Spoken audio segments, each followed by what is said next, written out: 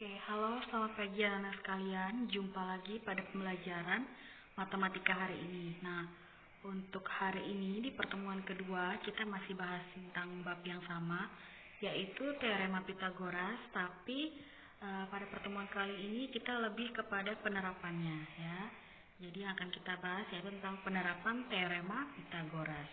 Jadi silakan disimak baik-baik yang Bu Guru jelaskan pada pertemuan kali ini, ya. Oke, sebelum masuk ke materinya, Bu Guru mengingatkan kembali tentang school values sekolah kita. Ya, untuk kelas 8 yaitu peserta didik menunjukkan sikap jujur dalam pembelajaran daring, ya. Oke, selanjutnya, untuk tujuan pembelajaran kita pada hari ini yang pertama yaitu kita akan bahas tentunya tentang penerapan teorema. Jadi penerapan teorema dalam kehidupan hari-hari itu seperti apa. Jadi Bu Guru berharap anak-anak tahu contoh-contohnya, ya. Kemudian yang kedua yaitu setelah kita tahu contoh-contohnya, kita selanjutnya menjelaskan tentang langkah-langkah apa saja untuk dalam menyelesaikan soal penerapan teorema Pitagoras. Kemudian yang ketiga yaitu contoh-contoh soal. Jadi bagaimana caranya kita akan menyelesaikan soal tentang penerapan teorema. Oke, nah sekarang sebelum masuk ke materinya, Bu Guru mengingatkan kembali materi yang sudah kita pelajari pada pertemuan sebelumnya. Ya, nah di sini masih ingat teorema Pitagoras itu berkaitan dengan segitiga siku-siku, di mana untuk rumusnya yaitu untuk siku-sikunya itu berada di sisi C, ya. Nah, dari ada sisi C-nya itu ya adalah A, B, dan C. Jadi sisi miringnya adalah sisi C.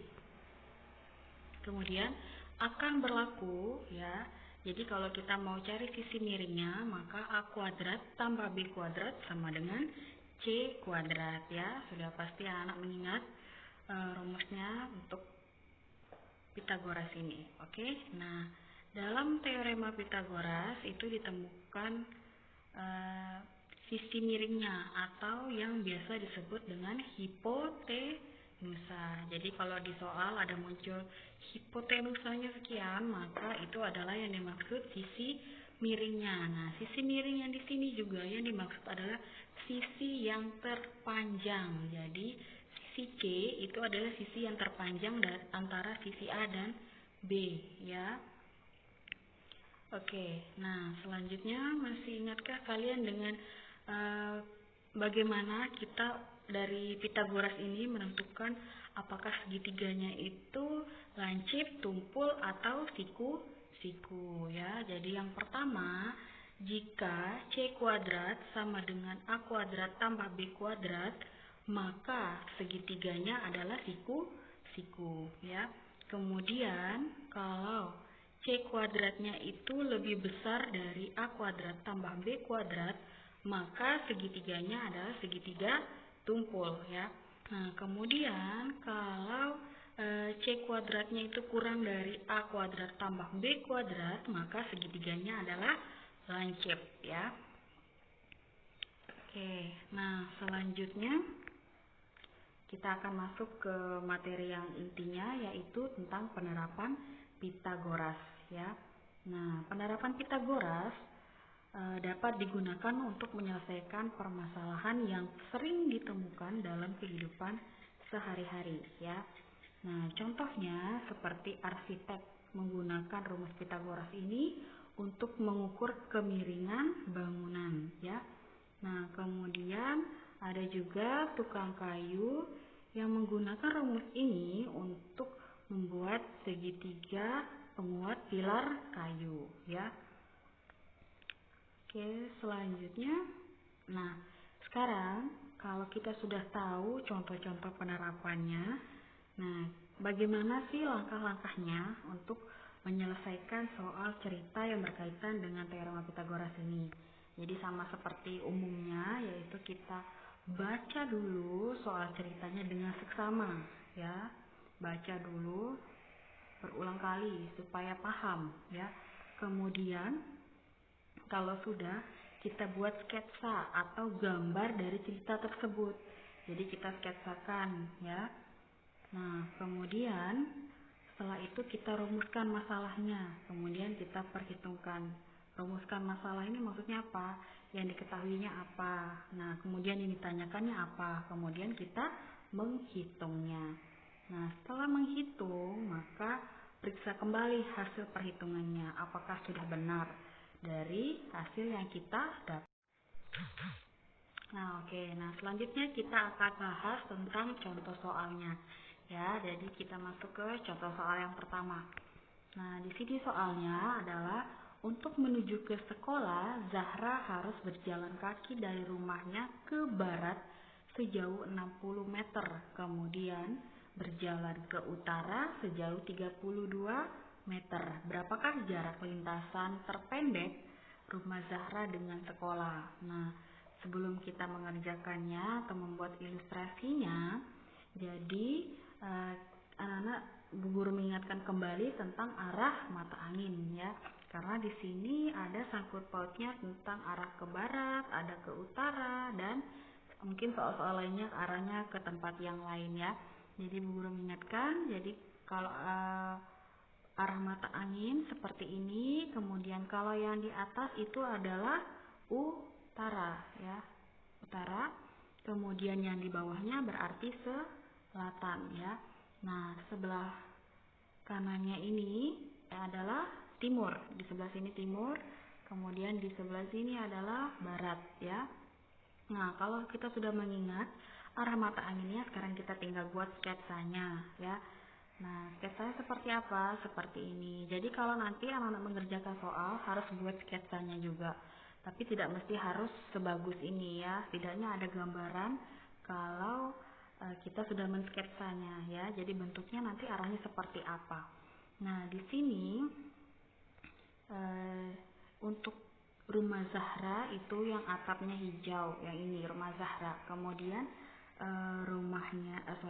sekolah yang ini. Nah, jadi dari rumah Zahra ini dia berjalan ke arah barat. Berarti barat kan ke kiri ya. Maka dia ke kiri itu sejauh 60 meter ya. Nah, kemudian dari titik yang di sini ya, patokannya di sini. Nah, titik ujungnya itu dia berjalan ke utara ya. Maka kalau ke utara berarti ke atas, ke atas 32 ya. Nah, sekarang ditanya berapakah jarak terpendek. Nah, ternyata di antara garis hubung dan antara kita dari barat kemudian ke utara itu membentuk sudut siku ya. Berarti di sini akan terbentuk segitiga siku-siku. Berarti lintasan terpendeknya adalah sisi miringnya ya, sisi miringnya. Maka nanti cara mencarinya adalah menggunakan Pitagoras. Karena yang dicarinya adalah sisi miring ya, berarti rumusnya bagaimana? Atau kita misalkan di sini sisi miringnya itu X ya. Nah, jadi penyelesaiannya adalah seperti ini. Maka kalau kita mau cari sisi miring, berarti sisi yang lainnya kita kuadratkan, kemudian kita jumlahkan, lalu kita cari nilai akarnya ya. Berarti kalau Bu Guru misalkan yang tadi sisi miringnya adalah X, maka X sama dengan akar 32 kuadrat tambah 60 kuadrat ya. Kalau 30 kuadrat itu 1024 ditambah 60 kuadrat itu 3600, dijumlahkan hasilnya 4624. Kemudian diakarkan hasilnya adalah 68 meter ya. Jadi jarak terpendeknya dari rumah ke sekolah Zahra adalah 68 meter ya. Nah, kemudian soal selanjutnya soal nomor 2. Nah, di sini soalnya yaitu Andi menyandarkan tangga yang panjangnya itu 5 meter pada sebatang pohon ya. Nah, jarak ujung bawah tangga terhadap pangkal pohon itu 3 meter. Nah, yang ditanya adalah berapa meter tinggi ujung atas tangga dari tanah ya. Nah, sekarang kita buat dulu sketsanya ya. Nah, sketsanya seperti apa? Jadi seperti ini sketsanya. Guru gambarkan. Jadi di sini ada pohon ya, ini pohonnya. Nah, kemudian ada tangganya yang disenderkan. Jelas otomatis kalau disenderkan dia miring ya. Dia miring yang ini. Nah, kemudian ya, jadi panjang tangganya itu 5 meter ya. Jadi ditulis di sini 5 meter sisi miringnya kalau dia bentuk segitiga. Kemudian jarak ujung bawah tangga terhadap pangkal pohon. Jadi jarak yang di bawahnya sini ya, guru kasih tanda lain. Nah, jaraknya antara yang di bawah sini dengan sini itu pangkal pohonnya, dari ujung bawah tangga dengan pangkal pohonnya adalah 3 cm. Nah, 3 meter. Nah, yang ditanya adalah berapa meter tinggi ujung atas tangga dari tanah. Jadi ujung atasnya ya, ujung atasnya yang ini dari sini sampai bawah sini berapa ya. Berarti kita bisa menggunakan dengan rumus Pitagoras. Nah, kita lihat di sini kan tadi tangganya disandarkan, itu otomatis miring, berarti itulah sisi miringnya. Nah, sisi miringnya diketahui, berarti kalau mau cari sisi yang lainnya, maka sisi miring dikurangi sisi yang diketahuinya. Jadi di sini Bu Guru punya rumus, berarti 25 kurangi 9, jadi kan 5 kuadrat dikurangi 3 kuadrat ya. Nah, maka hasilnya 25 kurangi 9 adalah 16. Nah, kemudian supaya hilang kuadratnya maka diakarkan 16, diakarkan hasilnya adalah 4. Maka tinggi ujung tangga dari atas ke tanah itu adalah 4 meter ya. Nah, kemudian soal terakhir. Nah, soal terakhir ini tentang seorang anak tingginya 150 cm menerbangkan layang-layang dengan benang sepanjang 130 meter ya. Jarak antara anak dengan titik tepat di bawah layang-layang adalah 50 meter. Tentukan tinggi layang-layang dari permukaan tanah ya. Nah, dengan catatan tali layang-layang itu dianggap tegang atau lurus ya. Jadi Bu Guru ilustrasikan seperti ini ya. Jadi diketahui di sini kan anaknya itu tingginya, sebelumnya kita cek dulu satuannya, tiap satuannya ya. Jadi tinggi anaknya itu 150 cm, kemudian panjang benangnya itu 130, kemudian titik bawah terhadap layang-layangnya adalah 50 meter. Jadi ada sentimeter, ada meter di sini ya. Maka kita harus samakan satuannya. Jadi Bu Guru di sini samakan satuannya menggunakan meter semua ya. Maka yang 150 cm ini Bu Guru ubah jadi ke meter. Jadi hasilnya adalah 1,5 meter untuk tinggi anaknya ya. Nah, sedangkan di sini menerbangkan layang-layang dengan panjang benang, maka benangnya ini yang ini ya itu 130 meter ya. Nah, terus kemudian jarak antara anak dengan titik tepat di bawah layang. Nah, dari anaknya ini, pusatnya si anak ini dengan titik bawah pas di atas layang-layangnya, berarti di sini ya. Jadi dari sini sampai sini itu panjangnya 50 meter. Nah, yang ditanyanya adalah tinggi layang-layang dari permukaan tanah ya. Jadi dari tanah sini, dari tanah sampai ke tingginya ini ya, sampai layang-layangnya yang di atas. Nah, sekarang bagaimana cara penyelesaiannya? Nah, kalau dari tinggi anaknya itu terhadap titik bawah dari layang-layang itu 50 meter, maka di atasnya pun juga sama, yang ini ya, 50 meter. Jadi atas dan bawah ini sama ya. Oke. Nah, kemudian sebentar ya, Bu Guru hapus dulu, ulang. Nah, sudah sama ya. Nah, karena ini sudah sama antara ini dengan yang ini, ya. Oke. Nah, berarti di sini membentuk segitiga siku-siku, ya. Membentuk segitiga siku-siku, di mana sisi miringnya adalah 130 meter, kemudian sisi bawahnya 50 meter. Tapi kita hanya dapat tingginya dari atas sini, dari layang-layang sampai ke tengah tangan anak ini. Nah, kalau dari tangan ini ke tinggi anak ini dengan sampai ke bawah tanah, sampai ke tanahnya ini berapa?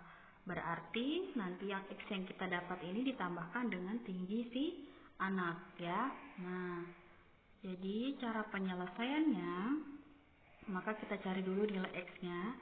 Berarti karena yang diketahui di sini ada sisi miring, maka kalau mau cari sisi yang lainnya, sisi miring dikurangi dengan sisi yang lainnya. Berarti 130 kuadrat kurangi 50 kuadrat, maka hasil dari 130 kuadrat adalah 16.900 dikurangi dengan 50 kuadrat 2.500, ya. Nah, kemudian dikurangkan hasilnya adalah 14.400. Lalu diakarkan hasilnya adalah 120 meter, ya. Nah, habis itu kan baru setengah nih, dari sini sampai sini. Nah, maka kalau dari tinggi layang itu sampai ke tanah, ya, sampai ke tanah sini, berarti X-nya ditambah dengan 1,5. Dapat dari mana? Dari tinggi si anak. Maka ketika dijumlahkan hasilnya adalah 121,5 meter. Oke?